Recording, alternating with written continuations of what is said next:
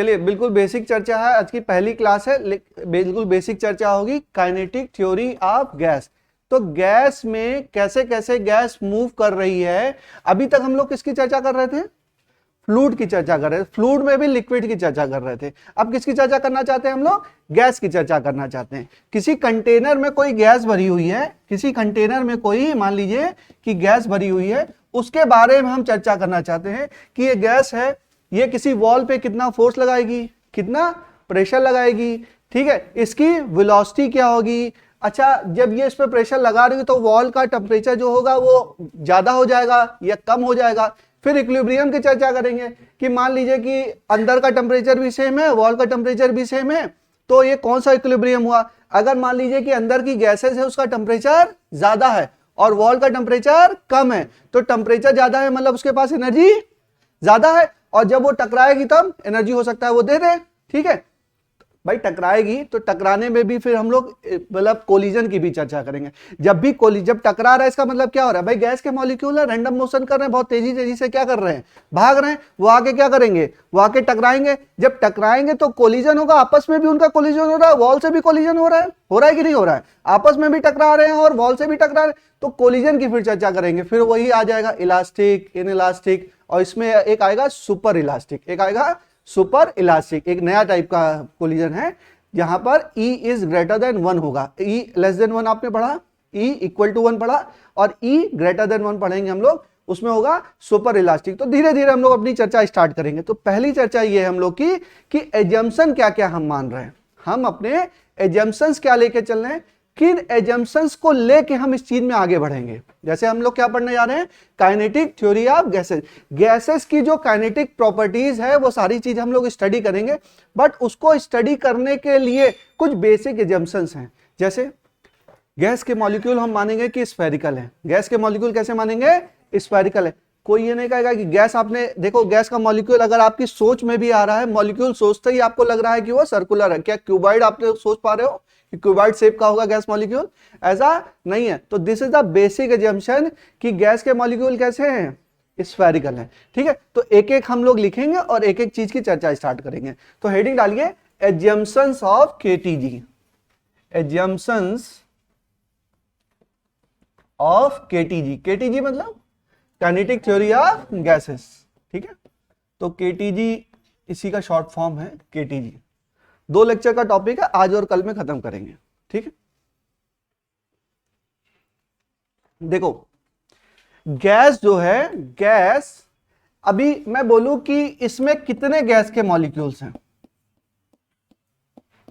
कितने होंगे, मान लो इतना बड़ा कंटेनर, कितने गैस मॉलिक्यूल होंगे? बहुत ज्यादा का मतलब क्या होता है? बहुत ज्यादा तो एक रिलेटिव टर्म है, मतलब बहुत ज्यादा एक रिलेटिव टर्म है। जैसे मान लो कोई दिहाड़ी मजदूर है, उसको 1 लाख रुपए दे दो तो उसके लिए बहुत ज्यादा है, और कोई आदमी 4 लाख रुपए डेली के कमा रहा हो, डॉक्टर तिवारी जी हैं, उनको 1 लाख रुपए दे दो तो उनके लिए 1 लाख रुपए कुछ नहीं है ना। तो बहुत ज्यादा की क्या होती है, बहुत ज्यादा की भी डिफिनीशन होती है रिस्पेक्टिव ना। तो बहुत ज्यादा क्या, इनफाइनाइट तो फिर इनफाइनाइट ही हो गया, इनफाइनाइट तो फिर इनफाइनाइट ही हो गया, मतलब लार्ज नंबर ऑफ मॉलिक्यूल है। अच्छा, कोलिजन भी हो रहा होगा, कोलिजन भी हो ही रहा होगा। कितने कोलिजन हो रहे हैं, आप कितना सोच सकते हो बताओ? मतलब आप सोचो, थोड़ा दिमाग में सोचो, मैं थोड़ी फील जनरेट करना चाहता हूं, आप लोग सोचिए थोड़ा, ये नहीं कि डायरेक्ट फॉर्मूला बता दिया और कर लिया, थोड़ा सा फील जनरेट करिए। जैसे मॉलिक्यूल के बीच में कोलिजन हो रहा होगा, ये तो पता है आपको, गैस मॉलिक्यूल है, मॉलिक्यूल के बीच कोलिजन हो रहा होगा, वॉल वगैरह से हर जगह ये अपना सर मार रहे होंगे ना, यहाँ पे यहाँ पे यहाँ पे हर जगह क्या है, आपस में भी भिड़ रहे होंगे, कोलिजन तो हो ही रहा होगा। कितने कोलिजन हो रहे होंगे पर सेकेंड? मैं बोलूं 1 सेकेंड में कितने कोलिजन हो रहे होंगे? तो करोड़ों कोलिजन होते हैं, समझिए, करोड़ों कोलिजन होते हैं। अभी हम लोग थोड़ा सा चर्चा का और स्टार्ट करेंगे तो हमको पता चलेगा कि कोलिजन की संख्या बहुत ही ज्यादा है, बहुत ही ज्यादा है। चलिए इसमें लिखिए, फर्स्ट पॉइंट लिखिए, गैस मॉलिक्यूल, गैस लिखो, gas molecule, gas consist of very large number of gas molecule. Gas consist of very large number of gas molecule which are identical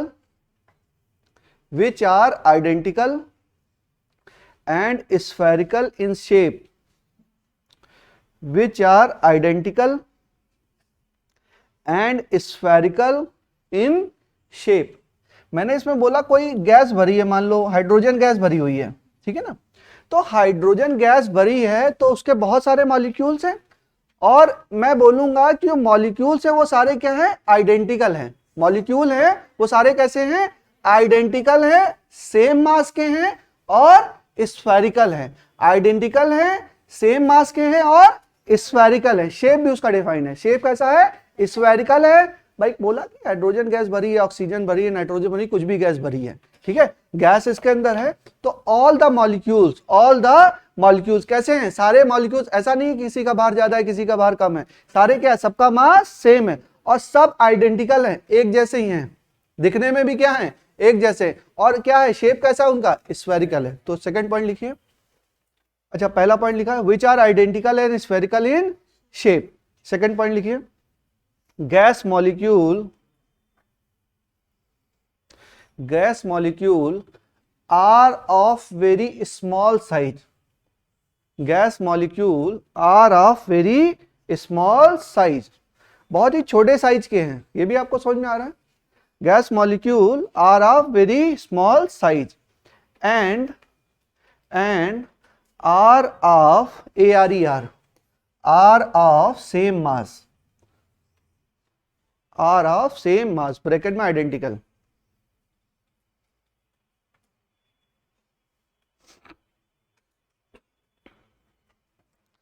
अच्छा एक बात और है, बहुत ध्यान से समझिए, जैसे इसमें बहुत सारे गैस मॉलिक्यूल हैं, तो what is the volume of gas molecule. देखो वॉल्यूम एक होता है वॉल्यूम ऑफ गैस, ढंग से समझिए, वॉल्यूम ऑफ गैस, एक होता है वॉल्यूम ऑफ गैस मॉलिक्यूल। समझिए वॉल्यूम ऑफ गैस मतलब जिस कंटेनर में है तो उसका वॉल्यूम क्या हो जाएगा, वॉल्यूम ऑफ गैस। लेकिन ये जो गैस मॉलिक्यूल बहुत छोटे हैं ना, बहुत ही इसके हैं स्मॉल से, थोड़ी सी गैस है, पूरे उसमें कंटेनर में क्या होती है, वो फैली हुई होती है, क्योंकि रैंडम मोशन कर रही है तो बहुत तेजी स्पीड से, तो उसको बोलते हैं वॉल्यूम ऑफ गैस। लेकिन गैस का जो एक्चुअल वॉल्यूम होता है वो बहुत ही कम होता है। जो गैस का एक्चुअल वॉल्यूम होता है, मतलब सारे पार्टिकल को मैं उठा के, समझो ये कंटेनर है, इसमें क्या है, हर जगह क्या है, गैस फैली हुई है, ठीक है बहुत, लेकिन मैंने इनको उठा के एक ही जगह रख दिया, भाई तुम चले आओ सब जगह एक ही, तो इनका अपना वॉल्यूम बहुत ही कम होता है। Volume of gas molecule is very less than the volume of gas. Volume of gas molecule is very less than the volume of gas. क्या ये बात मेरी समझ में आई आप लोग को, कंफ्यूजन तो नहीं है। बेटा गैस है ना, तो गैस क्या है, फैली हुई है ना, तो जितना एरिया उसने कवर किया उसको क्या बोलेंगे, वॉल्यूम ऑफ गैस। भाई गैस के पार्टिकल तो बहुत दूरी पे हैं, पास में तो है नहीं, क्या है, काफी दूरी पे हैं, और उनके सारे पार्टिकल को उठा के मैंने कह नहीं यहां, तो इसका वॉल्यूम क्या होगा, इसका वॉल्यूम बहुत ही कम होगा। तो volume of gas molecule is very less as compare to volume of the gas. क्या ये बात समझ में आई, गैस में कंफ्यूजन तो नहीं है, समझ में आ रहा है ना। मतलब ये जो छोटा सा मॉलिक्यूल है पूरे में फैला हुआ है तो उसको वॉल्यूम ऑफ गैस बोलेंगे, लेकिन गैस मॉलिक्यूल का अपना वॉल्यूम क्या होगा, अपना वॉल्यूम बहुत ही कम होगा। सबको उठा के अगर इकट्ठा कर दें तो उसका वॉल्यूम क्या होगा, भाई इनको उठा के हमने कहा एकदम ले, तो वो बहुत ही कम स्पेस लेंगे, बहुत ही क्या, नेग्लिजिबल स्पेस लेंगे, ठीक है। तो ये लिखिए, थर्ड लाइन लिखिए, the volume of gas molecule, the volume of gas molecule are negligible, the volume of gas molecules are negligible as compared to the volume of gas, as compared to the volume of gas in a container,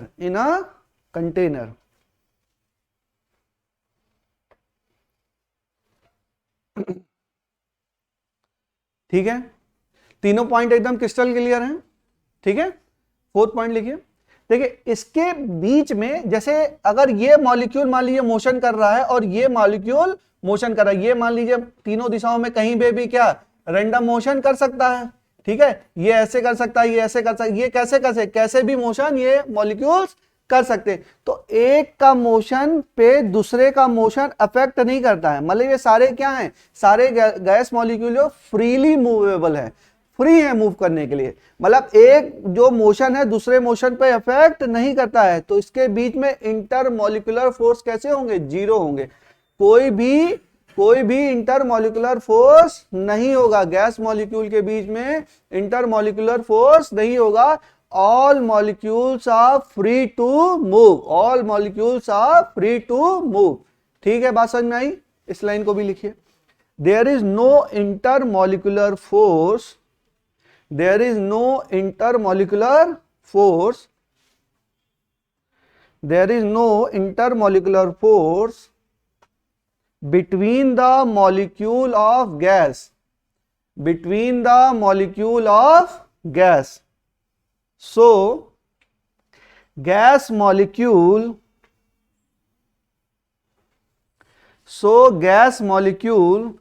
can move freely unaffected by the other molecule. There is no intermolecular force between the molecule of gases, so gas molecule can move freely unaffected by the other molecule. हो गया?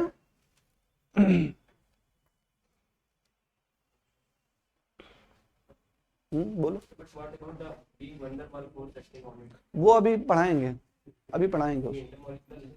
हाँ, अरे तो वो week है ना, तो वो वीकेस्ट फोर्स है उसकी। अब उसकी स्टडी तुम लोग केमिस्ट्री में करते हो, फिजिक्स की नजरों में इसके बीच में कोई फोर्स नहीं है, फिजिक्स की नजर में इसमें कोई फोर्स नहीं है। जो वंडरवॉल फोर्सेज हैं या गैसेस के बीच में जो फोर्स लग रहे हैं, उसकी आप बहुत डीप स्टडी करते हैं तब आपको दिखाई देता है, तब उसको दिखाई देता है, तो उसको कर सकते हो, कह सकते हो। ठीक है, वैसे इसमें होता नहीं है। ठीक है, जब उसकी, अरे कोई भी चीज है बेटा, जैसे मान लो ये वो है, हाथ है आपका, हाथ आपका साफ है, लेकिन अगर आप उससे देखेंगे, क्या कहते हैं, कौन सी है, हाँ तो माइक्रोस्कोप नहीं, आप लोग क्या देखते हैं, अरे वो क्या होता है, सूक्ष्मदर्शी की हिंदी इंग्लिश क्या होती है? अच्छा, माइक्रोस्कोप है। तो देखोगे तो बैक्टीरिया दिखने लगेगा ना, कुछ ना कुछ तो होगा ना हथेली पे ना, लेकिन अभी तो नहीं दिख रहा। तो फिजिक्स वाले नहीं देख पाते हैं ना, केमिस्ट्री वाले देखते हैं। ठीक है, तो हाँ, बायो वाले भी देखते हैं। ठीक है, अब गैस की चर्चा हो रही है, तो गैस बायोलॉजी में थोड़ा ना है, गैस किसमें होती है, केमिस्ट्री में आप लोग पढ़ते हैं। अभी आप लोग से आज केमिस्ट्री चेक होगी आप लोग की, जैसे आप लोग ये पढ़े हैं ना, क्या है ये अवोगाद्रो नंबर, क्या होता है? हाँ, अरे होता क्या है, व्हाट इज द डिफिनीशन? हाँ, एक मोल में कितने मॉलिक्यूल्स हैं, मोलर मास क्या होता है? चलो अभी चेक करेंगे, चलो। अच्छा, तो पहले तो पढ़ा होगा, पढ़ो। अच्छा, there is no intermolecular force, अरे उससे मत हटो, अभी ये बहुत वो है, सिस्टम से चलिए, डिस्ट्रैक्ट मत करिए मुझे।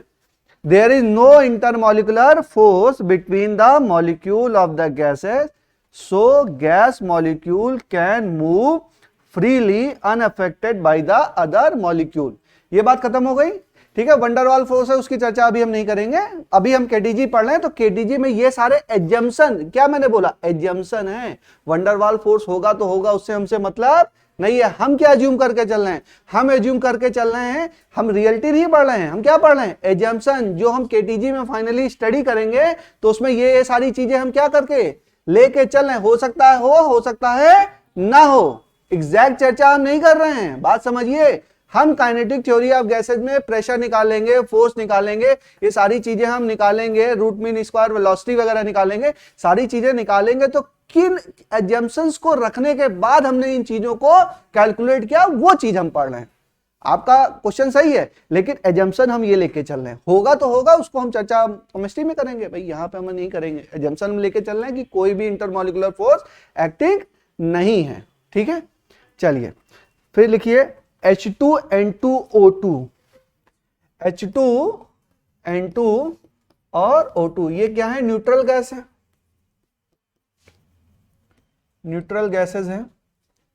ठीक है, तो लिखो H2N2O2 are neutral gases, H2N2O2 are neutral gases, so only force acting on these gases, only force acting on these gases is only gravitational force, is only gravitational force, only force acting on this gases is only gravitational force and they do not have any charge, and they do not have any charge. इन सब पे gases पे कोई charge है क्या?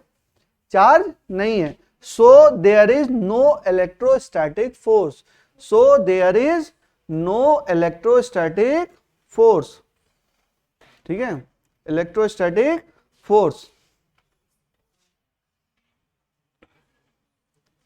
So there is no electrostatic force. अच्छा, अब क्या बोला इसने कि मॉलिक्यूल पे इलेक्ट्रोस्टैटिक फोर्स नहीं होगा, इंटरमॉलिक्यूलर फोर्स नहीं होगा. कौन सा फोर्स होने की संभावना है? केवल ग्रेविटेशनल फोर्स होने की संभावना है. अच्छा, संभावना है, हो सकता है. चलो देखते हैं उसकी वैल्यू कितनी आ सकती है. चलिए, तो F का फॉर्मूला आप ग्रेविटेशन हम लोग पढ़ चुके हैं, क्या होता है? Gm1m2 upon r square. अच्छा, गैस का मॉलिक्यूल है तो इसके बीच में मान लीजिए 10⁻⁻⁶ की दूरी है. ठीक है, G क्या है? G की वैल्यू क्या है? निगेटिव में ही है. G की वैल्यू क्या है? निगेटिव में. ये m1 m2 क्या है? ये भी क्या है? मास भी, तो माइनस में कुछ आएगा ना, बहुत ही कम इसका मास है.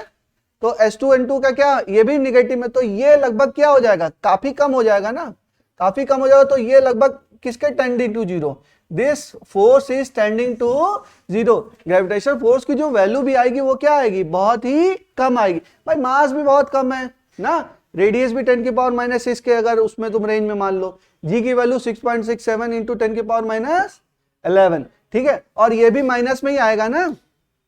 ठीक है, तो 10⁻5 10⁻6 तो कितना हो जाएगा? 10⁻5 10⁻5 मान लो, 10⁻10 और ये 10⁻11 कितना होगा? 10⁻21. ऊपर जाएगा तो कमी होगा, 10⁻10 के आसपास रहेगा. तो 10⁻10 किस क्या है?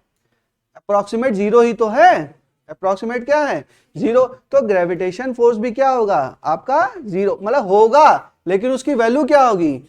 नियर टू जीरो, कंसीडरेबल नहीं है. अच्छा, ये तो हो गया हमारा फोर्स, ये हो गया हमारा फोर्स. तो फोर्स किसके बराबर होता है?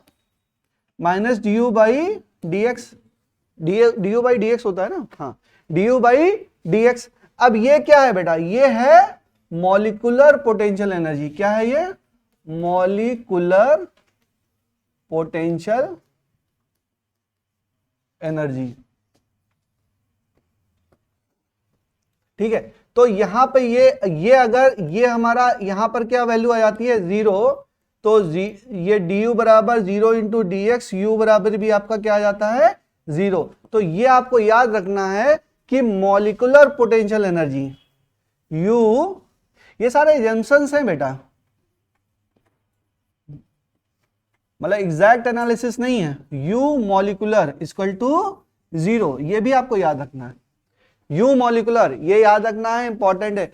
Potential and molecular potential energy of gas molecule क्या होगा? जीरो होगा. समझने के लिए समझ सकते हैं, गैस मॉलिक्यूल है ना, रैंडम मोशन कर रहा है, काइनेटिक एनर्जी है उसके पास, पोटेंशियल एनर्जी कहाँ है?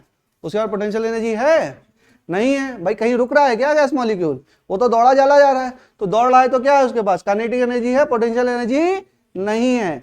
तो कहीं भी आएगा कि molecular potential energy of gas molecule, आप क्या बोलेंगे? जीरो बोलेंगे. ठीक है, यू मॉलिक्यूल, ठीक है, बराबर potential energy of gas molecule equal to zero. Important है, असर्शन रीजन कहीं पे भी आ सकता है.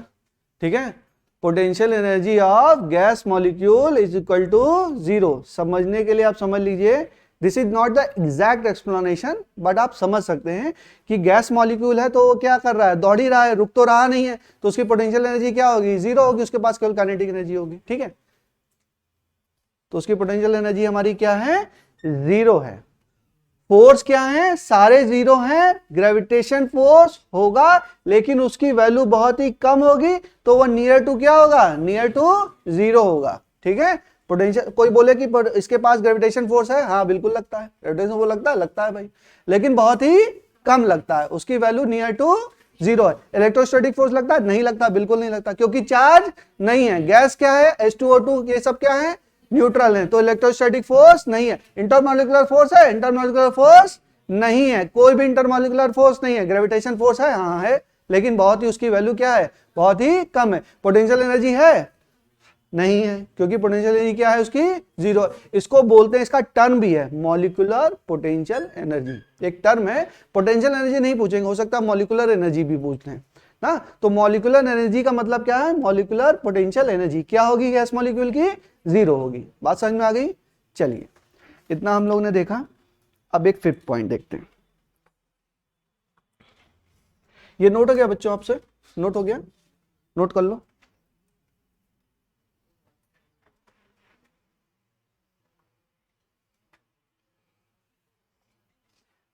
हो गया। अच्छा, पॉइंट वाइज लिख रहे हैं ना आप लोग, कितना पॉइंट हो गए, हाँ 5 पॉइंट हो गए। ठीक है, नेक्स्ट पॉइंट लिखिए, नेक्स्ट पॉइंट लिखिए, gas molecule can move freely, gas molecule can move freely,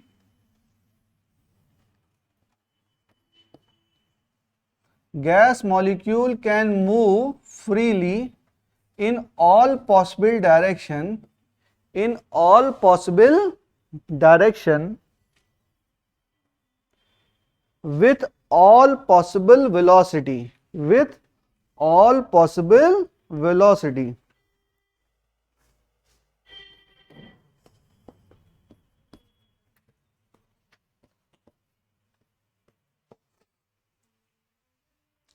देखो, किसी कंटेनर में गैस भरी हुई है, गैस के मॉलिक्यूल क्या कर रहे हैं, रैंडम मोशन कर रहे हैं। थोड़ी मेरी बात को ढंग से समझिए आप लोग। इसमें क्या है, मॉलिक्यूल्स हैं, बेटा ढंग से सुनो, समझो बात को, नहीं तो कंफ्यूज हो गए बाद में। देखिए, net velocity of gas molecule क्या होगी, जीरो होगी। Net velocity of gas molecule क्या होगी, जीरो होगी। थोड़ा उसको मैकेनिक्स से समझने की कोशिश, मैकेनिक्स हम लोग ने पढ़ ली, मैकेनिक्स हम लोग ने पढ़ ली। बेटा ये V1 है तो इसके 3 कंपोनेंट हो गए, ये एक उसमें है ना, क्या बोलते हैं, क्यूबॉइड में है, कंटेनर है ना, क्यूबॉइड में है, उसके अंदर क्या भरा है ना, तो तीनों डायरेक्शन में हो सकती है velocity, x y z direction में। ठीक है, रुको समझाते थोड़ा और, ले आए क्यूब।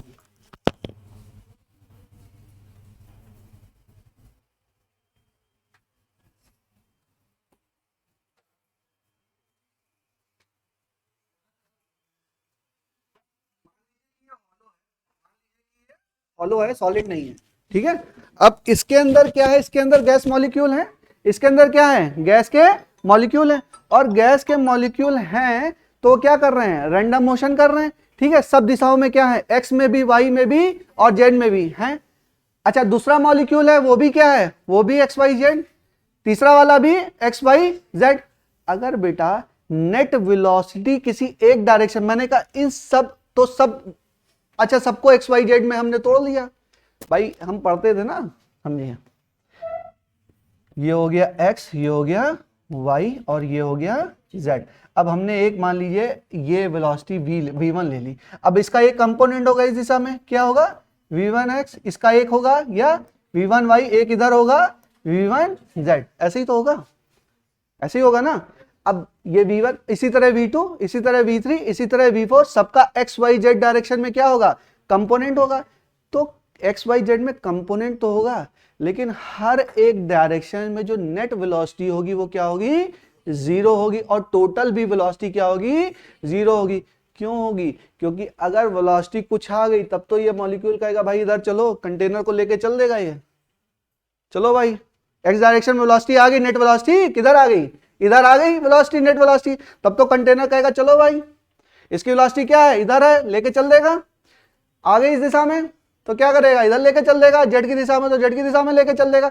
तो क्या कंटेनर में जब गैस भरी होती है तो कंटेनर को लेके चल देती है? नहीं, कंटेनर के अंदर भरी है, कंटेनर तो फिक्स है ना, कंटेनर है, कंटेनर के अंदर गैस भरी हुई है, वो रैंडम मोशन कर रहा है, लेकिन कंटेनर थोड़ा मूव कर रहा है। कंटेनर मूव कर रहा है क्या? नहीं मूव कर रहा है, कंटेनर के अंदर गैस भरी है बट कंटेनर मूव कर रहा है, कंटेनर मूव नहीं कर रहा है। तो net velocity of all the gas molecule क्या होगा? 0 होगा। ये बात समझ में आई? मतलब केवल शब्द तो नहीं सुने, समझ में आ गया ना बात मेरी? क्या बलूस में बायंसी फोर्स लगता है बेटा, पढ़ा तो चुके हैं अभी। उसमें बायंसी फोर्स नहीं लग रहा है, उसकी डेंसिटी अंदर कम है, उसकी डेंसिटी अंदर ज्यादा है। तो जब ऊपर के मीडियम अंदर की डेंसिटी कम और बाहर के मीडियम की डेंसिटी ज्यादा, तब क्या हो जाएगा? वो आपका मोशन हो जाएगा। अब हर चीज को हर चीज से रिलेट नहीं किया जा सकता है, अब उसके लिए तो तुमको साइंटिस्ट बनना पड़ेगा। हाँ, कि इसमें ऐसा होता है उसमें वैसा क्यों नहीं होता। जो इस देखो बेटा, हर चैप्टर को पढ़ने के कुछ तरीके हैं, कुछ एजम्पशंस है, आपको अपनी बाउंड्री सेट करनी है। ये नहीं कि उसमें कुछ पढ़ा है तो उसमें कुछ समझ लो। इसमें केटीजी का टॉपिक चल रहा है, काइनेटिक थ्योरी ऑफ गैस। तो जो चीजें हैं उन चीजों को समझिए, हर चीज को हर जगह मत अप्लाई करिए ना। चलिए, क्वेश्चन सही है उसका, क्वेश्चन गलत नहीं है, लेकिन उतना दिमाग हम लोग को नहीं। हम लोग डिस्कशन किस चीज के ऊपर रहे हैं? टॉपिक के ऊपर डिस्कशन कर रहे हैं। हम लोग को साइंटिस्ट थोड़ा ना बनना है कि हम साइंस के ऊपर डिस्कशन करने लगे। ठीक है, चलिए, तो क्या हो गया हमारा कंटेनर। वहां पे जो कंटेनर भी है, जो गुब्बारा है, उसका क्या है, उसका मतलब जो वो नहीं, उसका मास भी तो कम है। उसका मास क्या है? बहुत ही कम है। कंटेनर का मास क्या होगा? कंटेनर का मास बहुत ही ज्यादा होगा ना, तो वो लेके नहीं जाएगा। चलिए, तो अगर हम बोल रहे हैं कि अगर हमारी ऐसी चीज है, gas molecule can move freely in all possible direction with all possible velocity, with all possible velocity. तो हम एक बात यहां पे समझे, ये समझ में आया? V1 अगर मैं V2 बोलूं तो V2 का कितना कंपोनेंट? V2x, V2y, V2, इसका यूज करूंगा अभी इसका यूज करूंगा। ठीक है, चलिए देखो, टॉपिक वाइज समझिए।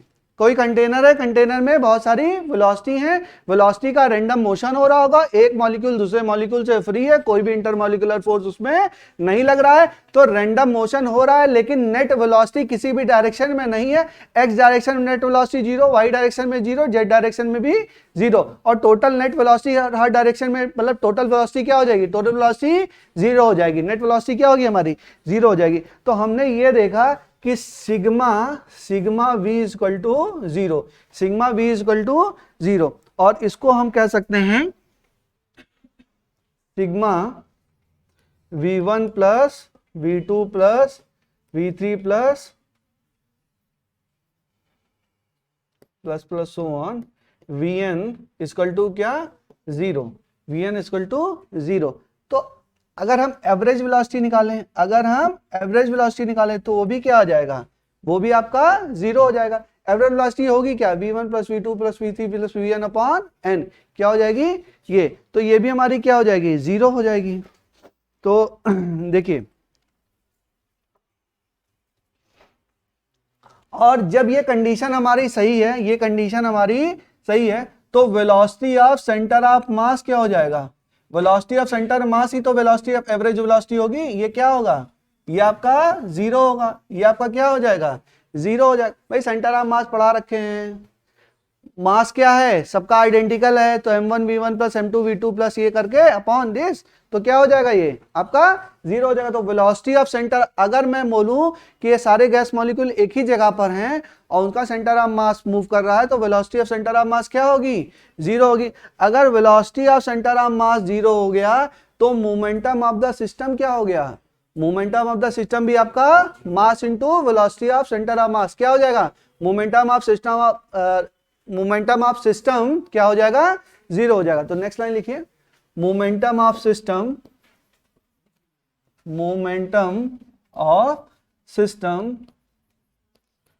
समझ लीजिए बच्चों, किताबों में बहुत कंफ्यूजिंग दिया हुआ है ना, m इंटू सी ओ एम, ये क्या आ जाएगा बेटा? ये मोमेंटम क्या आ जाएगा आपका? 0 हो जाएगा। मोमेंटम आपका 0 हो जाएगा। तो हमने देखा velocity of centre of mass, लिख लीजिए, velocity of centre of mass of gas molecule, velocity of centre of mass of gas molecule equal to 0, velocity of centre of mass of gas molecule equal to 0। Next line से लिखिए, summation of velocity of gas molecule, summation of velocity of gas molecule भी क्या होगा, 0। Summation of velocity of gas molecule भी क्या होगा, 0 होगा। नीरज का दिमाग हमेशा इधर उधर चलता है, चैनलाइज करो थोड़ा एनर्जी अपनी ना नीरज, टॉपिक पे चलाओ, इधर उधर मत चलाओ, नहीं तो तुम साइंटिस्ट बन जाओगे। Summation of velocity of gas molecule equal to 0। नहीं ठीक है, चल तो रहा है कम से कम, बहुत सारे बच्चे तो ऐसे ही बैठे, इनका चल ही नहीं रहा है, तुम्हें नहीं कह रहे हैं। वेलोसिटी ऑफ सेंटर ऑफ मास क्या होगा, 0 होगा। चलिए तो देखिए, हमने देखा कि वेलोसिटी मान लीजिए v थी, तो इसके 3 डायरेक्शन है ना, v1x, ये v1 है, ये v1y और क्या v1z। तो अच्छा पढ़ा है सब लोगों ने, क्या वेक्टर सब लोगों ने पढ़ा है ना। तो इसका अगर मैं वो लिखूं, मॉडुलस लिखूं, तो v1 बराबर क्या होगा, अंडर रूट v1 x का स्क्वायर प्लस v2 x का स्क्वायर प्लस v3 x का स्क्वायर, ठीक है। और v2 लिखूं तो v2 x का स्क्वायर प्लस v2 y का square plus v3 y z का, अरे यार क्या कंफ्यूजन हो रहा है। अगर ये देखिए, अगर ये है v1 तो इसके 3 कंपोनेंट हैं, क्या है, v1x, v1y, v1z। तो मैंने बोला v1 किसके बराबर है, तो आप क्या कहेंगे, v1x का स्क्वायर प्लस v1y का स्क्वायर प्लस v1z का स्क्वायर। फिर v2 बोलूं तो क्या बोलेंगे आप, v2x का स्क्वायर प्लस v2y का स्क्वायर प्लस v2z का स्क्वायर। ऐसे ऐसे करते करते मैं vn भी लिख सकता हूं, ठीक है, vn भी लिख सकते हैं। vn क्या होगा, vn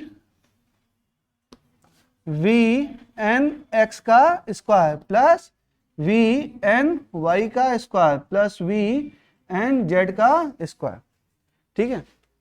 अब देखिए, अगर मैं बोलूं कि सिग्मा वी स्क्वायर, ये क्या है, वेलोसिटी सबकी है, गैस मॉलिक्यूल की वेलोसिटी का सम कर रहे हैं, तो हम बोलते हैं sigma V square, sigma V square. इन सबको ऐड कर दिया मैंने, इन सबको क्या कर दिया, ऐड कर दिया, तो v1 प्लस, हाँ इसको स्क्वायर भी कर दो, रुकिए रुकिए रुकिए, चाहे ऐसे लिख लो, चाहे रूट हटा के लिख लो, रूट हटा के भी लिख सकते हैं,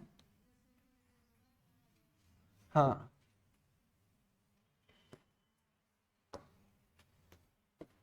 ये स्क्वायर, ठीक है, सही है ना। तो रूट हटा के लिखा, तो सिग्मा वी स्क्वायर बराबर, देखो सिग्मा वी एक्स का square plus sigma we Y का square plus sigma we Z का स्क्वायर। लिख सकते हैं क्या, बोलो, सिग्मा वी स्क्वायर बराबर सिग्मा वी एक्स स्क्वायर, मतलब टोटल वेलोसिटी का स्क्वायर है, तो ये किसका, एक्स कंपोनेंट की वेलोसिटी का स्क्वायर प्लस वाई कंपोनेंट की वेलोसिटी का स्क्वायर प्लस जेड कंपोनेंट की वेलोसिटी का स्क्वायर, ठीक है। इतनी बात हमको समझ में आई। अच्छा देखो, ये एक्स वाई जेड भी क्या है, एक्स वाई जेड भी हम कहेंगे कि तीनों दिशाओं में, भाई नेट वेलोसिटी तो किसी एक दिशा में है नहीं, नेट वेलोसिटी किसी एक दिशा में तो है नहीं, तो हम बोलेंगे कि सिग्मा वी एक्स स्क्वायर बराबर सिग्मा वी वाई स्क्वायर बराबर सिग्मा वी जेड का स्क्वायर, ठीक है।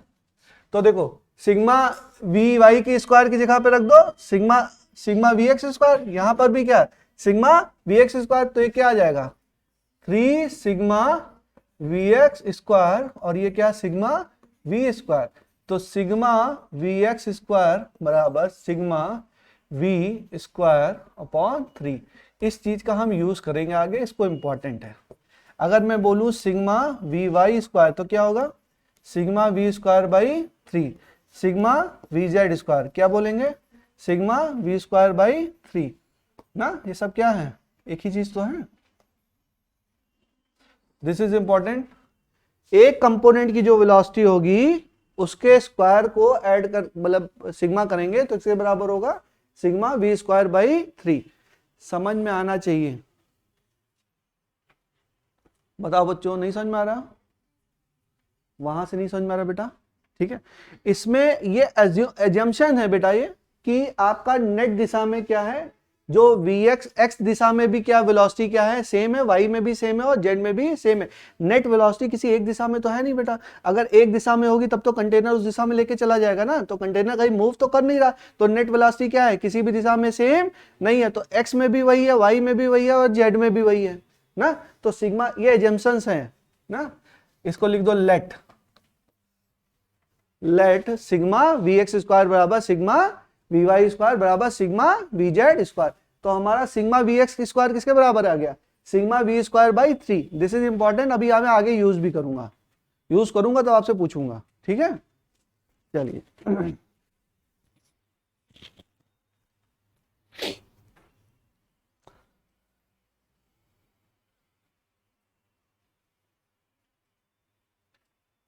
बस एक याद कर लो, सिग्मा वी एक्स बराबर सिग्मा, बाकी सिग्मा वी एक्स बराबर तो सिग्मा वी वाई भी है और सिग्मा वी जेड है, तो तीनों को याद करने की जरूरत नहीं है। एक बस ध्यान में रखा आपने, वो भी याद नहीं करना है, v किसके बराबर है, तीनों कंपोनेंट के बराबर, तीनों कंपोनेंट बराबर हैं तो उसका सिग्मा क्या हो जाएगा, 1/3 हो जाएगा अगर एक कंपोनेंट का निकालेंगे तो, ठीक है। चलिए आगे चलें, नोट कर लीजिए बच्चों।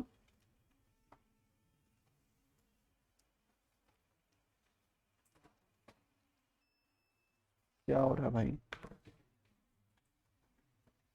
लाइट गई कि लाइट आई, देखो वो चल रहा है क्या, इंडिकेटर चल रहा है, नहीं चल रहा।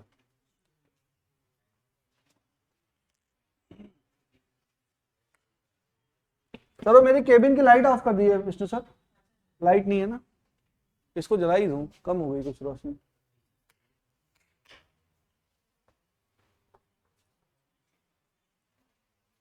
चलिए नेक्स्ट लिखिए, नेक्स्ट पॉइंट लिखिए, नेक्स्ट पॉइंट लिखिए, इसमें लिखिए, अच्छा इसमें लिखिए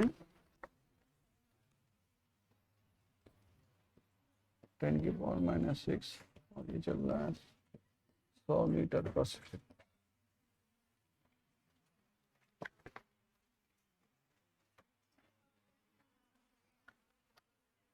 देखिए थोड़ा समझने की कोशिश करेंगे। मान लीजिए कि दो गैस मॉलिक्यूल हैं, दो गैस मॉलिक्यूल, उनके बीच की दूरी है 10⁻⁻6 मीटर, 10⁻⁻6 मीटर, और बहुत कम वेलोसिटी मान लेते हैं गैस मॉलिक्यूल की, 100 मीटर पर सेकंड मान लेते हैं। 100 मीटर पर सेकंड गैस का बहुत ही कम ही है, ठीक है, 100 मीटर मान लेते हैं। तो इसमें समय कितना लगा, मान लो यहां से यहां पर आया और टकरा गए, ये है और इससे ये आगे टकरा गया, तो डेल्टा टी समय लगा। समय कितना होता है, समय बराबर दूरी बेटा, समय बराबर डिस्टेंस अपॉन वेलोसिटी। तो 10⁻⁻6 अपॉन 10⁻², कितना हो गया 10⁻⁻8, 10⁻⁸। अब देखिए 10⁻⁸ ये समय कौन सा है, जब एक गैस मॉलिक्यूल दूसरे गैस मॉलिक्यूल में क्या किया, टकराया, ठीक है। तो देखो डेल्टा टी टाइम, देखो कोलिजन इन डेल्टा टी टाइम बराबर कितना हो रहा है, 1। एक कोलिजन तो हो रहा है, डेल्टा टी समय में कितना कोलिजन हो रहा है, एक कोलिजन हो रहा है।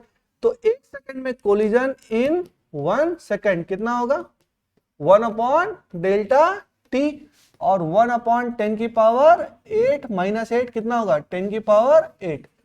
जरा इसको कर लेते हैं, 1 2 3 4 5 6 7 8, 1000 10,000 लाख 10 लाख करोड़ 10 करोड़, कितने हैं 10 करोड़।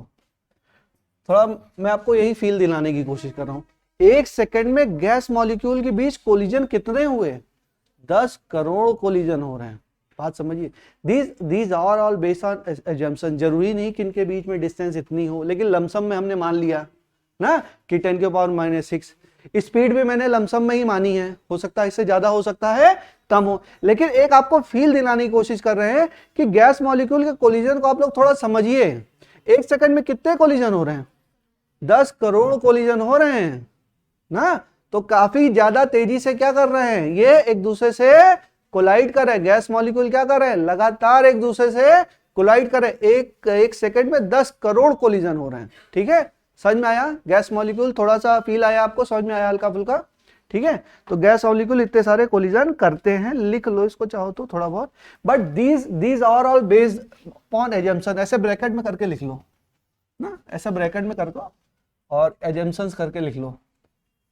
एजम्पशंस तो चल ही रहा है, एजम्पशन में भी एजम्पशन है, एजम्पशन अंडर एजम्पशंस ना। ये आपको केवल बताने के लिए है, कहीं पूछा जाए तो ये मत बता देना गैस की स्पीड कितनी है 100 मीटर पर सेकेंड ये मत बता देना, ये बस समझाने के लिए आपको समझाया है। ठीक है, अब देखिए एक चर्चा और स्टार्ट करते हैं हम लोग।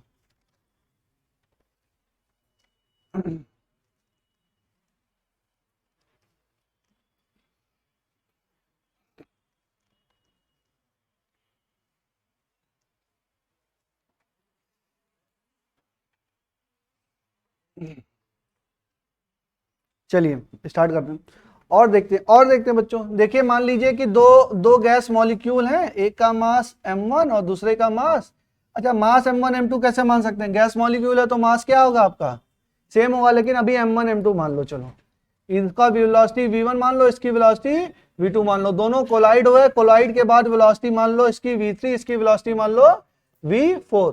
आफ्टर कोलिजन वेलोसिटी चेंज हो जाएगी ना, आफ्टर कोलिजन वेलोसिटी चेंज हो जाएगी, तो हमारा क्या हो जाएगा?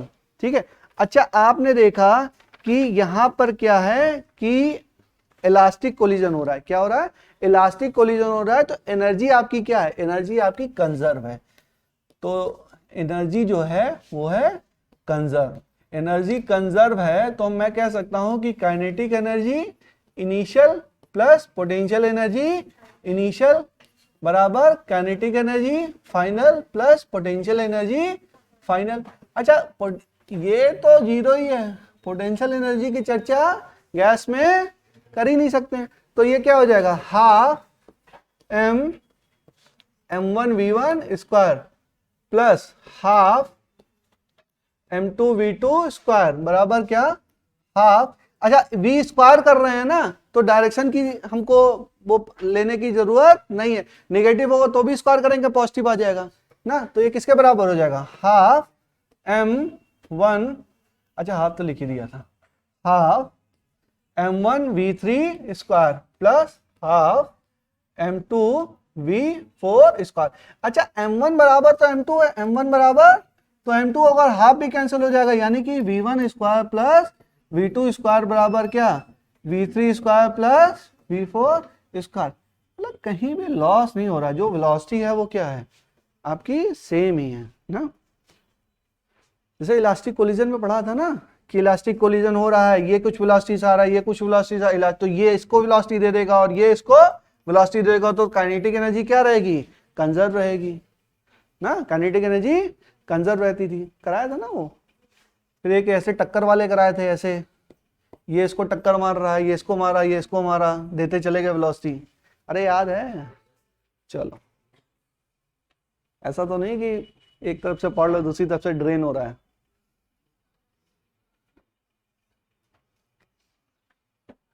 चलिए तो इतना हम लोगों ने देखा, नेक्स्ट देखते हैं।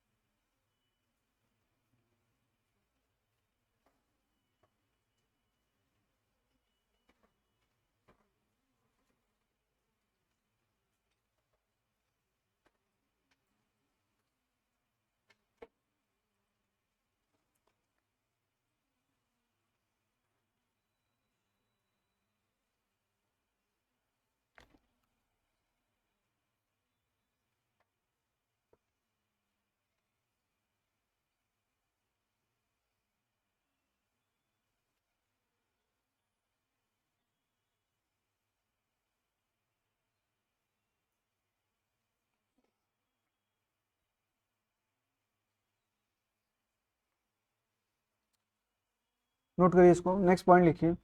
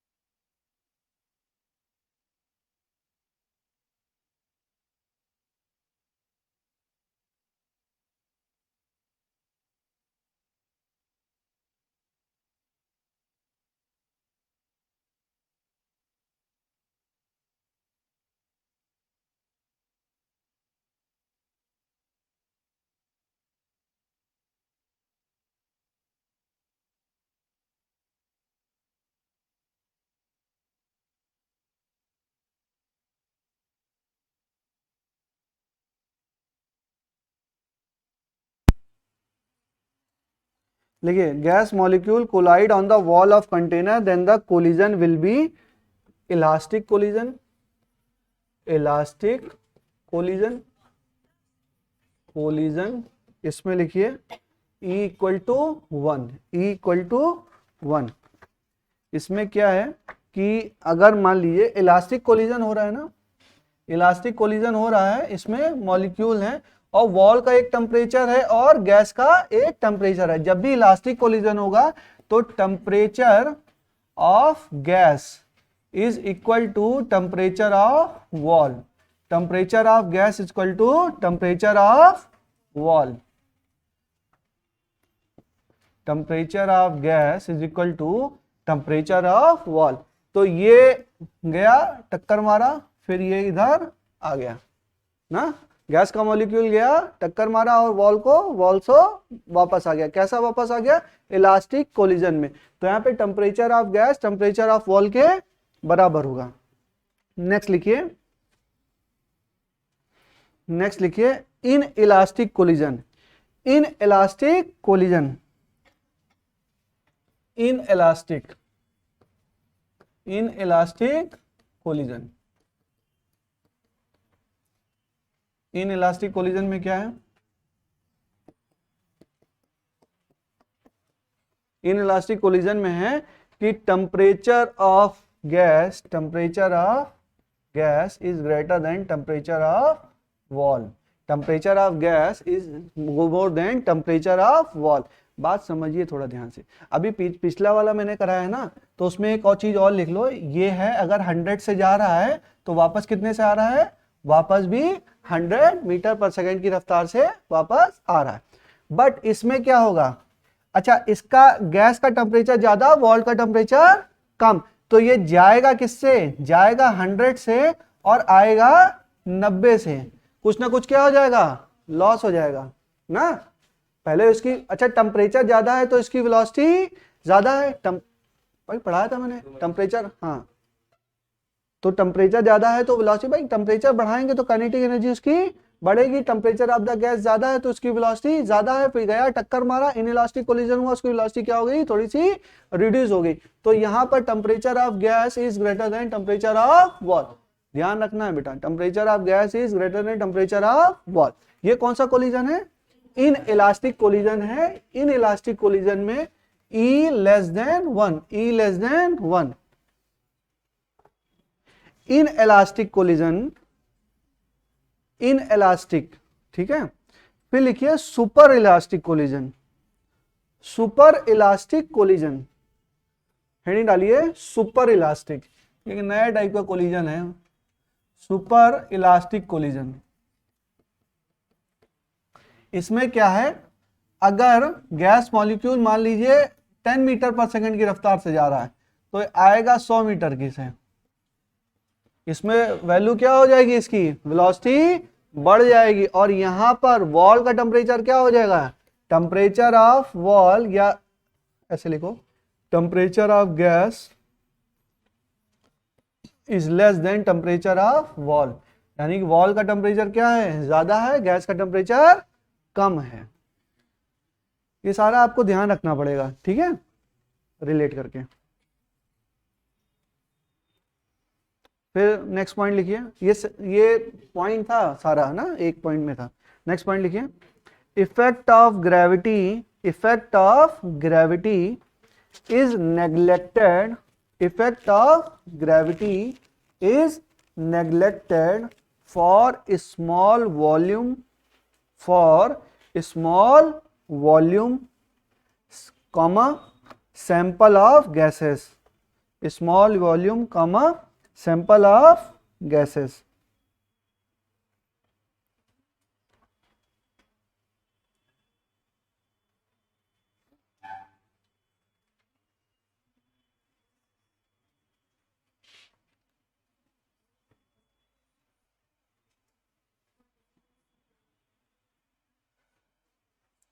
ठीक है, नेक्स्ट पॉइंट लिखिए, Newton law are applicable, Newton law are applicable for gas molecule, gas molecule के लिए न्यूटन के लॉ हम लगा सकते हैं। Newton law are applicable for gas molecule, these are the assumptions ना, Newton law are well applicable for gas molecule. ठीक है, हो गया, चलिए। तो ये केटीजी के सारे एजम्पशन हैं, इन एजम्पशंस को ध्यान में रखते हुए हमको आगे की चर्चा स्टार्ट करनी है। बात समझ में आ गई? केटीजी हम लोग पढ़ रहे हैं काइनेटिक थ्योरी ऑफ गैसेस, इसमें ये सारी चीजें हम लोग ने बेसिक एजम्पशन समझे। अब हेडिंग डालिए आइडियल गैस, हेडिंग डालते हैं आइडियल गैस।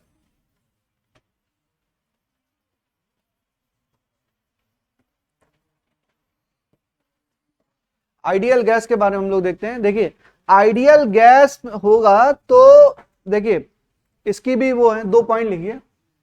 आइडियल गैस क्या होगा, लिखिए particles should be point masses, gas particle should be point masses. Gas particle कैसे होंगे, पॉइंट मास के होंगे। Second assumption, no intermolecular force between the molecule, no intermolecular force between the molecule. चलिए ideal gas equation लिखते हैं। Ideal gas equation क्या है, PV बराबर nRT। आइडियल गैस लिखिए, आइडियल गैस इक्वेशन पीवी बराबर nRT। P क्या है, व्हाट इज P, प्रेशर। इसको ढंग से लिखिए आप लोग, P बराबर pressure of gas, pressure of gas. ठीक है, V क्या है, वॉल्यूम ऑफ गैस, पूरी गैस का क्या है वॉल्यूम, या पूरी गैस का क्या है प्रेशर।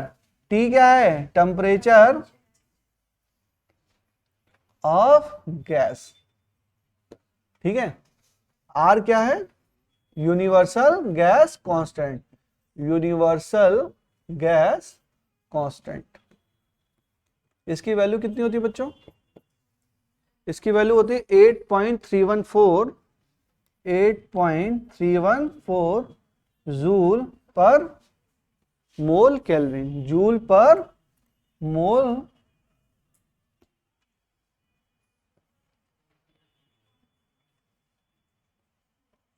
मोल केल्विन, जूल पर मोल केल्विन। और इसको कैलकुलेशन ईज के लिए बेटा इतना लिख देते हैं, 25/3 लिखते हैं। ये 8.34114 है ना, इसको 25/3 भी लिख सकते हैं, एक ही चीज है। 25/3 करोगे तो क्या आ जाएगा, 8.314 आ जाएगा। तो थोड़ा सा याद रखते हैं इसको, 8.314 को 25/3 भी कर सकते हैं ना, करो ऐसा, आ जाना चाहिए वैसे।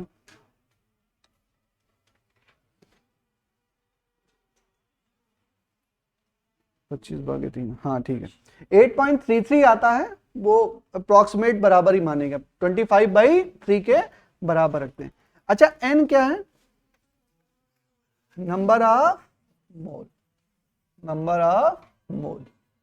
अच्छा, मोल शब्द सुनते ही आपके दिमाग में क्या आता है? थोड़ा सा कुछ बच्चों को बड़ा अजीब सा लगता होगा, मोल क्या है, मोलर मास क्या, एवोगाड्रो नंबर क्या, पता नहीं क्या क्या फर्जी की चीजें हैं ना।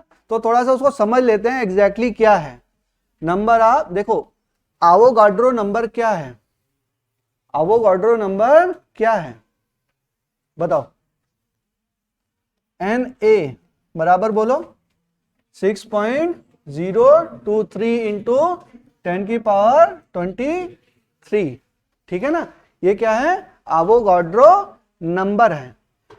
अब देखो, गैस मॉलिक्यूल में बहुत सारे मॉलिक्यूल होते हैं ना, तो हर बार, अब मैंने बोला कि मेरे गैस एक चैम्बर है ना, एक चैम्बर में मेरे पास बहुत सारे मतलब मॉलिक्यूल, इसमें बहुत सारे लाखों करोड़ों क्या हैं गैस के मॉलिक्यूल है। तो बार बार हम ये नहीं बोलते कि इसमें 10 लाख करोड़ मॉलिक्यूल हैं, इसमें 10 लाख या 20 लाख करोड़ मॉलिक्यूल हैं। ऐसे बोलेंगे तो हमको बोलने में थोड़ा सा अटपटा लगेगा। तो हमने क्या किया, हमने एक संख्या निर्धारित कर दी, हमने एक संख्या निर्धारित कर दी कि 6.023 इंटू 10⁻23 मॉलिक्यूल ऑफ गैसेस होंगे, तो उसको हम एक मोल बोल देंगे। क्या बोलेंगे? एक मोल। अब 2 मोल हुआ तो इसका मतलब क्या हुआ? 2 इंटू 6.023 इंटू 10⁻23।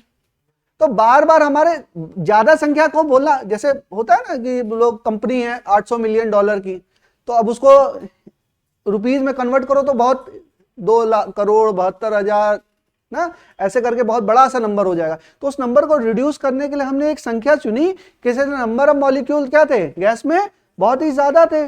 तो हमने एक संख्या रैंडम मतलब चुन ली, किसी मतलब साइंटिस्ट ने निकाला कि एवोगाड्रो नंबर उन्होंने फिक्स कर दिया। ये नंबर कितने मॉलिक्यूल के बराबर है बच्चों? 6.023 इंटू 10⁻23।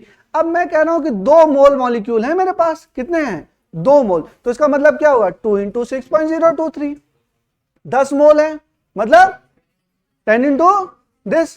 ठीक है, 20 मोल है, 25 मोल है, 26 मोल है। तो बोलना हमारा क्या हो गया? थोड़ा रिलेटिवली इजी हो गया, रिलेटिवली इजी हो गया। तो ढंग से समझना है, व्हाट इज मोल। एक मोल किसके बराबर है? एक मोल जो है, 1 mole is equal to Na। 1 mole Na के बराबर है, और किसके बराबर है? 6.023 इंटू 10⁻23। एक मोल मॉलिक्यूल मतलब 6 इंटू 023 इंटू 10⁻23 मॉलिक्यूल। और उसी मॉलिक्यूल को मैं क्या बोल देता हूं? Avogadro number. क्या बोल देता हूं? Avogadro number. ठीक है, चलो, तो ये हो गया हमारा। अभी इसको हम थोड़ा और समझेंगे ना। अभी नंबर ऑफ मोल, जैसे हम लोग यूनिट और डायमेंशन कर रहे थे, वहां पे n पढ़ा था ना, तो उसमें क्या था? Amount of substance. मोल किसकी यूनिट है? अमाउंट ऑफ सब्सटेंस ना। अब सब्सटेंस भी तो मॉलिक्यूल से मिलके बना है, तो कहां तक बोलते रहे कि 10 लाख सब्सटेंस है, 10 लाख मॉलिक्यूल है, 20 लाख है, 20 करोड़ है? कहां तक बोलते रहे? तो उसको क्या बोलेंगे कि 4 मोल है, 10 मोल है, 20 मोल है। हमने क्या किया? अपनी चर्चा मोल में स्टार्ट कर दी ना। तो ऐसे हम मॉलिक्यूल्स में नहीं जा रहे हैं, नंबर ऑफ मॉलिक्यूल को हमने फिक्स कर दिया। बात मेरी समझ में आ रही थोड़ी आप लोग को? ठीक है, थोड़ा और अभी रिफाइंड होगा धीरे धीरे। देखिए, इतना हमने समझा। उसके बाद एक लाइन और लिखो कि हाँ, लिखो, if temperature is high, if temperature is high and density is low, temperature is high and density is low, then the gas will behave as a ideal gas. Temperature is high and density is low. Temperature high हो और density क्या हो? लो हो। तो ये जो gas behave करेगी, कैसे बिहेव करेगी? आइडियल गैस की तरह बिहेव करेगी। इसका एक्सप्लेनेशन थोड़ा क्लास आगे बढ़ेगी तब बताऊंगा, अभी के लिए समझना है आपको। टेम्परेचर ज्यादा हो, डेंसिटी कम हो, तो कोई भी गैस कैसे बिहेव करेगी? आइडियल गैस की तरह बिहेव करेगी। एक लाइन और लिखिए, if density is low, then also gas behave like ideal gas. If density is low, then also, अरे सॉरी बेटा, टेम्परेचर और ये डेंसिटी नहीं है, ये क्या है? प्रेशर है। वही तो हम कह रहे हैं कि क्या हो गया? Temperature is high and pressure is low. Correct करो, temperature is high and pressure is low. Temperature ज्यादा हो और प्रेशर कम हो, तो कोई भी गैस कैसे बिहेव करेगी? आइडियल गैस की तरह बिहेव करेगी। ठीक है, और second point, density is low. अगर डेंसिटी लो है तब भी किस तरह बिहेव करेगी, आइडियल गैस की तरह बिहेव करेगी। देखो डेंसिटी बहुत ही क्या है, डेंसिटी बहुत ही कम है, मतलब बहुत ही कम गैस मॉलिक्यूल है, तो किस तरह बिहेव करें, इनके बट बहुत कम है, संख्या ही बहुत कम है, तो इंटरमॉलिक्यूलर फोर्स बीच में लग ही नहीं रहा है। जब लग ही नहीं रहा है तो हम क्या कह सकते हैं कि वो आइडियल गैस की तरह बिहेव कर रहा है। टेम्परेचर बहुत ज्यादा कर देंगे तो काइनेटिक एनर्जी बहुत ही बढ़ जाएगी, बहुत ज्यादा काइनेटिक एनर्जी बढ़ जाएगी तो भी तो एक दूसरे पे डिपेंड नहीं करेंगे, सबके पास वेलोसिटी, सब अपना रैंडम मोशन कर रहे हैं, तो वो भी कैसा करेगा, वो भी आपका आइडियल गैस की तरह बिहेव करेगा। लेकिन प्रेशर वहां पे क्या होना चाहिए, कम होना चाहिए, प्रेशर हमारा कम होना चाहिए। अब प्रेशर कैसे कम होना चाहिए ये थोड़ा आगे क्लास बढ़ेगी तब देखते हैं, अभी के लिए याद करो, टेम्परेचर हाई हो, प्रेशर कम हो तो कैसा हो गया, आइडियल गैस, डेंसिटी कम हो तो भी कैसा हो गया, आइडियल गैस। ठीक है, अब हम लोगों ने चर्चा करने स्टार्ट की थी थोड़ा पीवी बराबर एनआरटी। अच्छा, इसको बहुत ढंग से समझिएगा, बहुत सारी किताबों में बहुत कंफ्यूजिंग दिया, किताब से नहीं पढ़ना है, जो मैं पढ़ा रहा हूं उसी को पढ़िए। पीवी बराबर एन आर टी, एक एक चीज को समझेंगे। पी क्या है, प्रेशर ऑफ गैस, वी क्या है, वॉल्यूम ऑफ गैस, आर क्या है, यूनिवर्सल गैस कांस्टेंट, टी क्या है, टेम्परेचर ऑफ गैस, एन क्या है, नंबर ऑफ मोल्स, क्या है, नंबर ऑफ मोल्स। मैंने कहा 2 मोल, 2 मोल, तो टोटल नंबर ऑफ मॉलिक्यूल कितने, 2 इंटू 6.023 इंटू 10⁻23। क्या यहां तक समझ में आ रहा है आप लोग को, और समझिए पीवी बराबर NRT.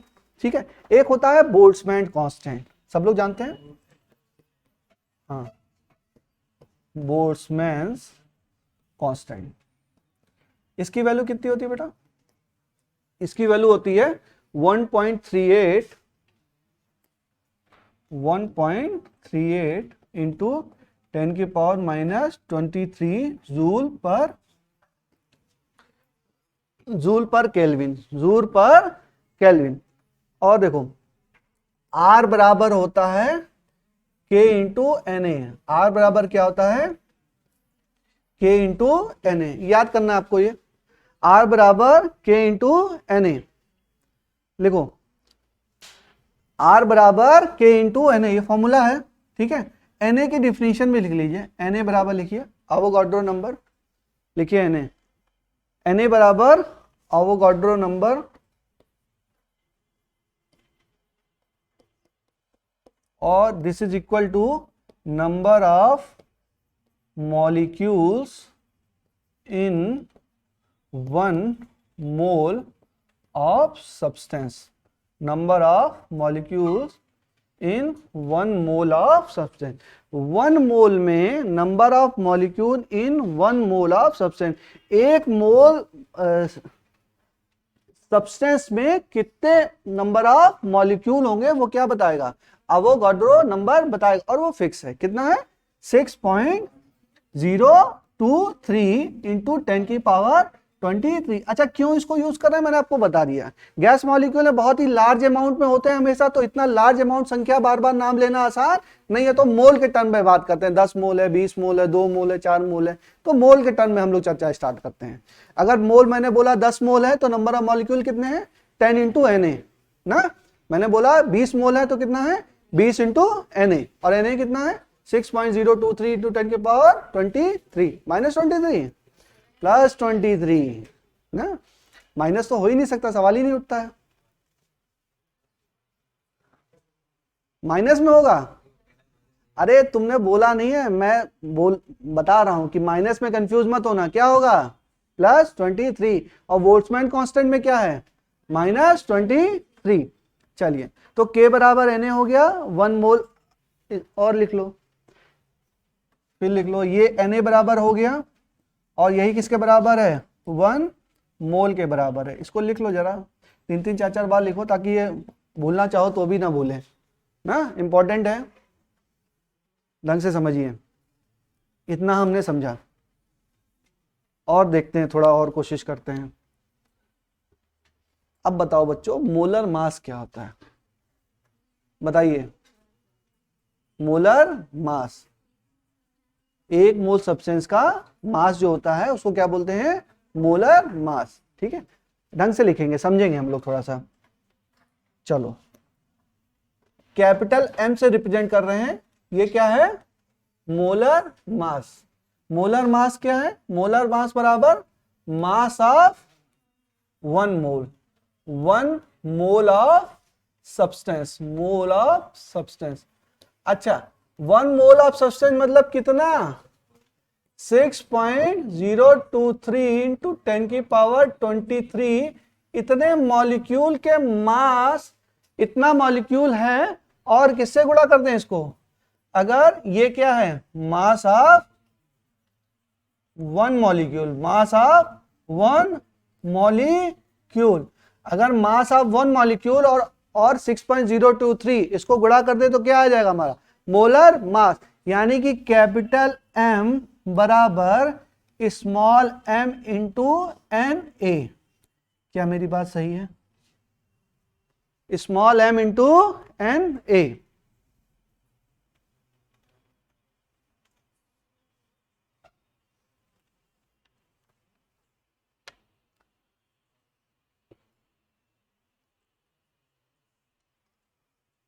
Mass of 1 mole, confuse मत होना बच्चों, mass of 1 mole of substance. तो 1 मोल में कितने? 6.03 मास ऑफ 1 सब्सटेंस। ठीक है, मास ऑफ 1 मॉलिक्यूल कितना हो गया? ये हो गया, खत्म हो गई बात। मोलर मास क्या हो गया? मास ऑफ, समझिए मोलर मास है तो मास ऑफ 1 मोल है। 1 मोल में कितने?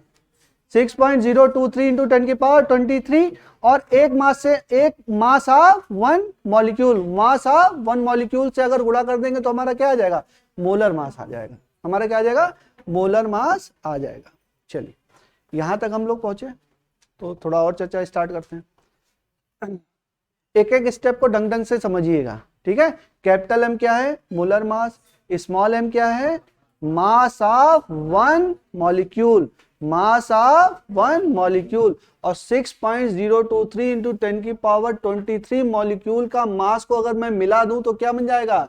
मोलर मास बनेगा। क्या बनेगा? मोलर मास बनेगा। ठीक है, चलिए इतना हम लोग चले, तो एक और देखते हैं हम लोग, मास ऑफ 1 मॉलिक्यूल। चलिए, तो हमने देखा कि पीवी बराबर क्या है? पीवी बराबर nRT। अच्छा, R बराबर मैंने क्या बोला था? K into Na। ये फॉर्मूला बेटा आपको याद रखना, R बराबर K इंटू Na, याद रखना आपको। तो PV बराबर N, और ये क्या? K Na into T, Na into T। ठीक है, अब देखो,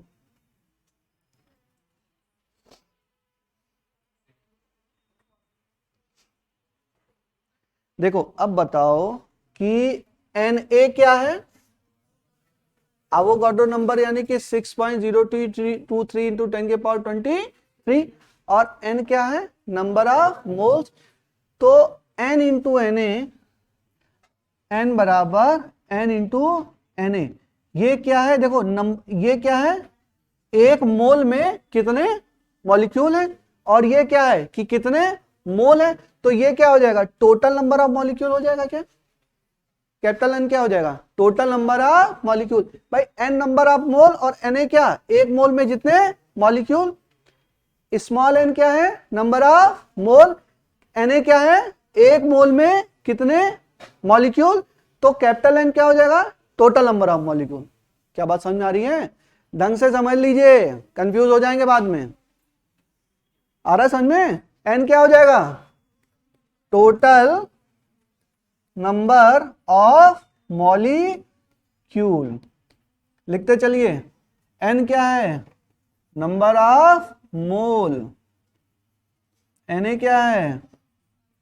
एवोगाड्रो नंबर। ठीक है, 6.023 इंटू 10⁻23। ठीक है, तो इसका मतलब मैं लिख सकता हूं PV बराबर, देखो NKT, NKT।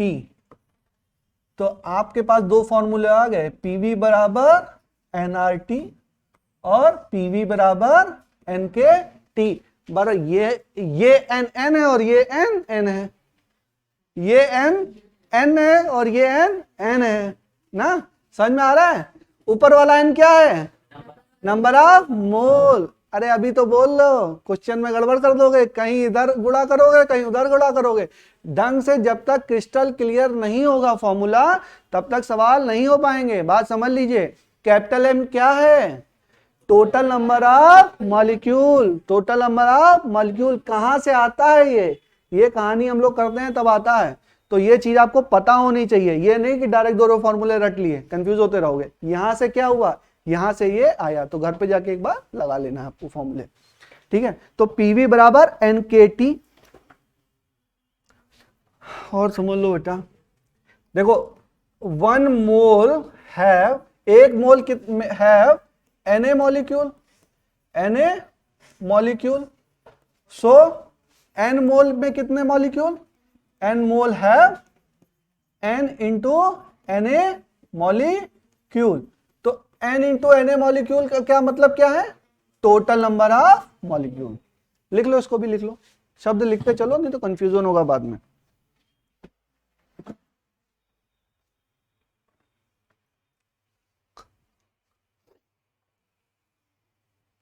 तो मैं बोलूं कि आइडियल, देखिए मैं बोलूं कि आइडियल गैस इक्वेशन कौन सी है? ये वाली है कि ये वाली है?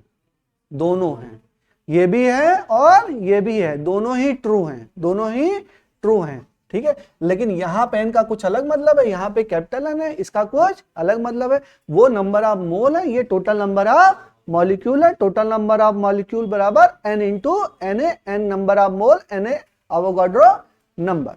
बात खत्म हो गई। इतनी बात समझ में आई? अरे इसको बहुत ध्यान से पढ़ाना पड़ता, नहीं तो कंफ्यूजन बहुत होता है इसमें। चलिए पानी पी ले तब पढ़ाते हैं बेटा।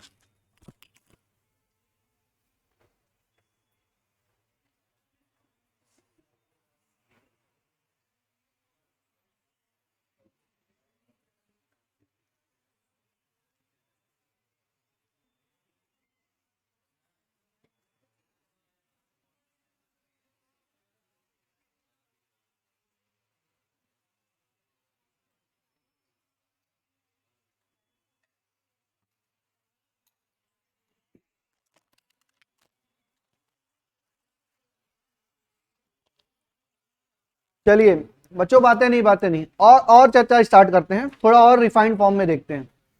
देखो, बोलो बोलो, दोबारा बताने हैं? और कौन कौन पूछ रहा है? तुम्हें नहीं समझ में आया? और समझ में आ गया उन लोगों को? बता रहे बच्चों,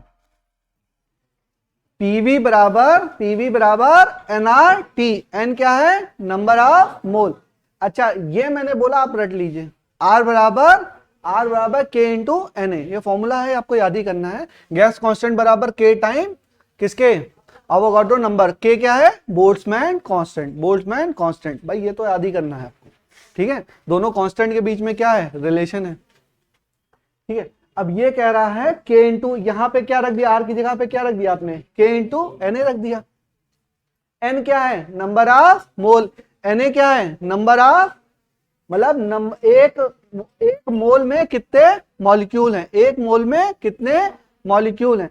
तो जब मैं नंबर ऑफ मोल को नंबर ऑफ मॉलिक्यूल से गुणा करूंगा तो मेरे पास क्या आ जाएगा? टोटल नंबर ऑफ मॉलिक्यूल आ जाएगा। क्या आ जाएगा? Total number of molecule. तो कैपिटल एन बराबर एन इंटू एन ए। ये एन क्या है? ये है total number of molecule. Small n क्या है? स्मॉल है नंबर ऑफ मोल। तो पीवी बराबर एक, तो यहां से फॉर्मूला रख दिया बेटा। ये जो एन और एन ए है, इनको मिला के मैंने क्या बोल दिया? इनको एन बोल दिया। तो पीवी बराबर क्या हो जाएगा? पीवी बराबर एन के टी। भाई एन इंटू एन ए को क्या एन बोल दिया, तो क्या हो जाएगा? पीवी बराबर एन के टी। तो पीवी बराबर एनआरटी और पीवी बराबर एन के टी। ये दोनों कौन से फॉर्मूले हैं? ये आपके आइडियल गैस के इक्वेशन है। आइडियल गैस की इक्वेशन है, बोथ आर ट्रू। यहां तक पहुंच गया बच्चों? थोड़ा आगे चलते हैं। अब देखिए, पीवी बराबर एन आर टी। पीवी बराबर एन आर टी। अब देखिए ये क्या है? पी, ये वॉल्यूम है ना बेटा, ये क्या है? वॉल्यूम। और वॉल्यूम बराबर क्या होता है? Mass upon density. अगर मास लिखूंगा तो गैस का है ना, कंटेनर में गैस है तो गैस के टोटल मॉलिक्यूल का मास, गैस के टोटल मॉलिक्यूल का मास। तो मास अपॉन डेंसिटी, ये डेंसिटी ऑफ गैस बराबर क्या, nRT बराबर nRT। ठीक है, तो देखो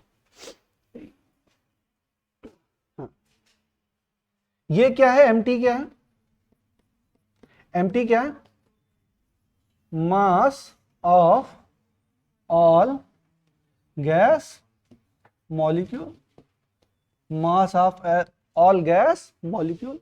अब समझो कितना mass of all gas molecule, एक मोल का मास कितना, मोलर मास, एक मोल का मास कितना, मोलर मास। और मैं कह रहा हूं इसमें n मोल है, इसमें कितने हैं, n मोल है, तो टोटल मास कितना, n इंटू एम। तो mt बराबर n इंटू एम।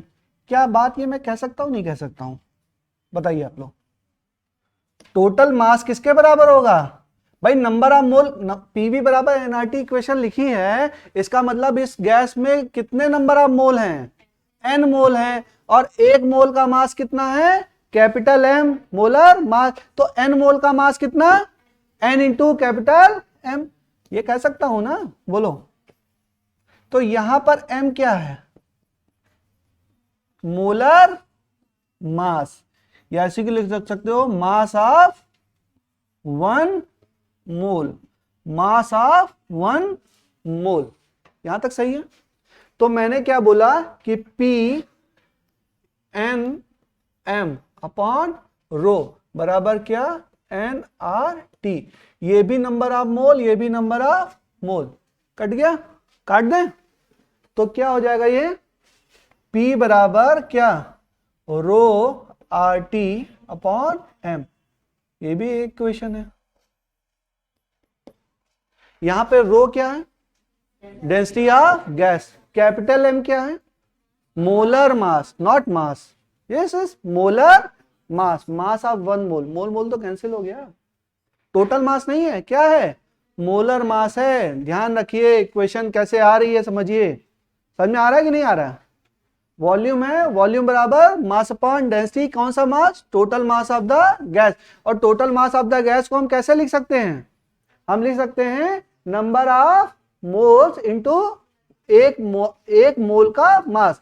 एक मोल का मास क्या कहलाता है, मोलर मास कहलाता है। तो मैंने बोल दिया n इंटू एम के बराबर है, क्या है, n इंटू एम। और n इंटू एम यहां से रखेंगे तो मोल मोल हमारा कैंसिल, तो प्रेशर बराबर क्या आ जाएगा, रो RT बाई एम। यहां पे लिख लो m बराबर क्या है, मोलर मास, और इसको बार बार लिखिए, 2-3 बार लिखिए। मोलर मास क्या होता है, mass of 1 mole, mass of 1 मोल मतलब Na मॉलिक्यूल 6.023 इंटू 10 की पावर 23 गैस मॉलिक्यूल के मास को हम ऐड करेंगे तो हमें क्या मिलेगा, हमें मोलर मास मिलेगा। अगर आपको मास ऑफ वो दिया हो, क्या कहते हैं, मास ऑफ मॉलिक्यूल दिया हो, तो आप कैसे करेंगे, मोलर मास कैसे निकालेंगे, हाँ एवोगाड्रो नंबर से मल्टीप्लाई करके निकालेंगे। अरे समझ में आ रहा है कि नहीं, थोड़ा यहीं पे रहो, कहीं और मत जाओ। मतलब बैठे तो यहाँ पे हैं, मन कहीं और जाएगा तो नहीं समझ में आएगा, जो पढ़ा रहे हैं उसको समझिए। m बराबर क्या है, मोलर मास, और ये क्या है, मास ऑफ 1 मोल, ठीक है। और रो क्या है बेटा, density of gas, density of gas, हाँ डेंसिटी पूरी गैस की है। और जगह क्या है, सेम, कंटेनर की डेंसिटी है कि गैस की डेंसिटी है, गैस, हाँ कंटेनर के अंदर जो गैस है जिसके लिए हम आइडियल गैस इक्वेशन लगा रहे हैं उसकी है, ठीक है। चलिए अब फर्जी का क्वेश्चन मत खड़ा किया करो, डेंसिटी ऑफ गैस ही है बेटा, गैस ही तो पढ़ रहे हैं। चलो अच्छा, अब और चर्चा स्टार्ट करते हैं। देखिए यहां तक पहुंचे सब लोग, P बराबर, ये फॉर्मूले हैं। अच्छा ये यहां तो हम लोग ये कर रहे हैं डिस्कशन ना, घर पे जाके PV बराबर nRT पता है आप लोगों को, PV बराबर nRT तो सबको पता है ना। उससे ये फॉर्मूले नोट कर लीजिएगा, एक सर ने ये निकलवाया था, एक ये निकलवाया था, एक ये निकलवाया था, उन सारे फॉर्मूलों तक खुद पहुंचना है। जब तक आप खुद नहीं पहुंचोगे तो इसको यहां से नहीं पहुंच पाओगे, उसपे आपको रेंडमली यहां से वहां, वहां से ये मोलर मास, ये नहीं, ये ऐसा, ये ऐसा, ये ऐसा, ये कैसा, वो आपको खुद करना पड़ेगा। जब तक आप खुद नहीं करोगे तब तक आपकी मेमोरी में स्टोर नहीं होगा, सीधी सी बात है, ठीक है, तो चलिए और एक स्टेप और आगे चलते हैं। तो P बराबर हमारे पास आ गया, P बराबर क्या आ जाएगा, रो आर टी अपॉन एम। बेटा एक एक स्टेप बाय स्टेप समझिए। R बराबर क्या है बेटा, K इंटू एन ए, है कि नहीं है? R बराबर के एन ए, ये मैंने बोला याद कर लो, R बराबर के इंटू एन ए। ठीक है, अब देखो P बराबर क्या, रो के एन ए टी अपॉन, भी कंफ्यूज, बातें नहीं करो बच्चों, क्यों लास्ट में बातें कर रहे हो? अरे साहबान क्यों बात कर रहे हो बच्चा? Upon M. चलो अभी तुम्ही से पूछते हैं। अब ये रो के टी हो गया, इसको मैं लिख सकता हूं रो के T upon capital N upon N A. अब मैं बोलूंगा नहीं, बताओ भाई साहबान बताओ, capital M upon N A क्या होगा बच्चा? Capital N upon N A क्या होगा? कोई और नहीं बताएगा, बताओ। यही हो कि कहीं और हो? है तो यही, लेकिन मन यहां नहीं है। बताओ कैपिटल एम क्या है? तुम बोल, मेरे साथ बोलते जाओ, समझ में आ जाएगा। बोलो, मोलर मास। अब उसका थोड़ा और एक्सप्लेन करो, मोलर मास क्या होता है? Mass of 1 mole. 1 मोल में कितना, मतलब 1 मोल का मतलब क्या? एवोगाड्रो नंबर के बराबर सबका मास। तो m क्या हो जाएगा, small m into N A upon N A. तो क्या आ गया, स्मॉल m। और स्मॉल m क्या है? Mass of 1 molecule, not 1 mole, mass of 1 molecule, mass of 1 gas molecule, to be very precise, mass of 1 gas molecule. समझ में आई? तो यहां से हम कह सकते हैं, देखो P बराबर क्या आ जाएगा, रो के टी अपॉन एम। अब यहां पर m क्या है, m क्या है? Mass of 1 gas molecule. कहेंगे सर पता नहीं कौन कौन सा मास ले लेते हैं हम। Mass of 1 gas molecule.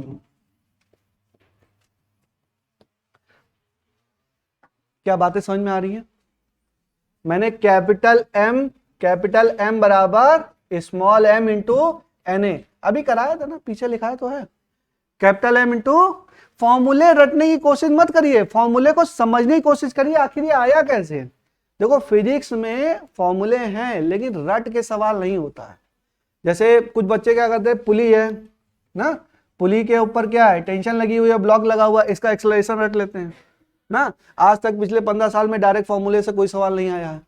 पुली के डायरेक्ट फॉर्मूले से इसका एक्सेलरेशन रट लेते हैं बहुत सारे, और बहुत सारे टीचर लोग भी रटा देते हैं ना। फॉर्मूले मैं बताऊं, फिजिक्स में 90% जगह पे यही सिस्टम चल रहा है। आए टीचर आया, कॉन्सेप्ट कोई मतलब नहीं, कहानी हुई, शुरू हुई, 10 फॉर्मूले लिखा दिए, चार्टो पीवाईक्यू करा दिए, खत्म हो गया चैप्टर ना।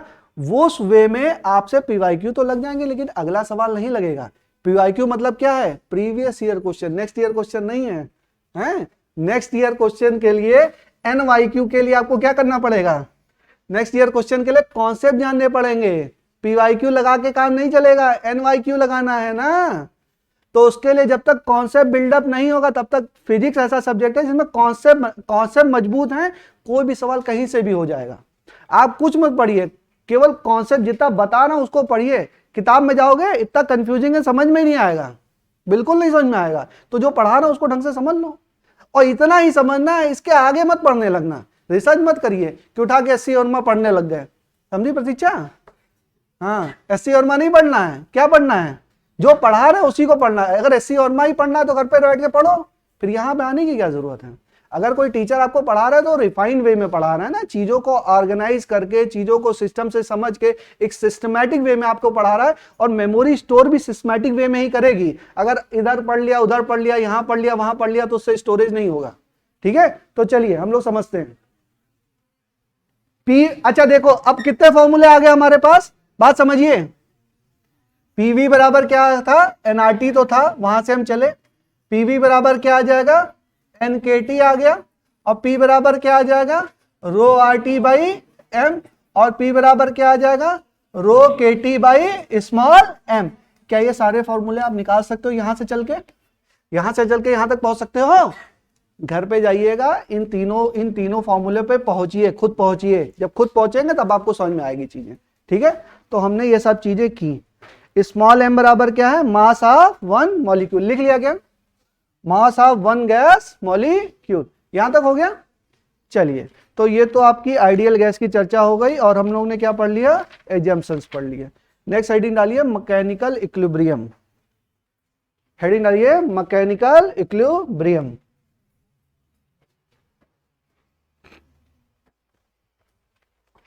इसमें लिखिए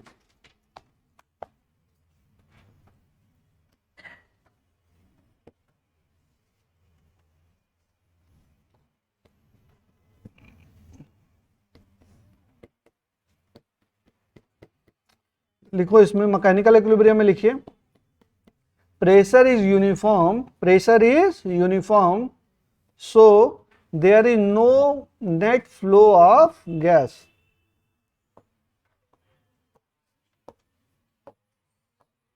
Pressure is uniform so there is no net flow of gas.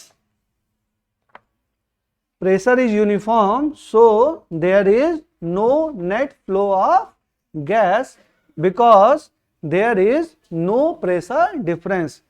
There is no pressure difference. There is no pressure difference. एक टर्मिनोलॉजी है, बस समझिए।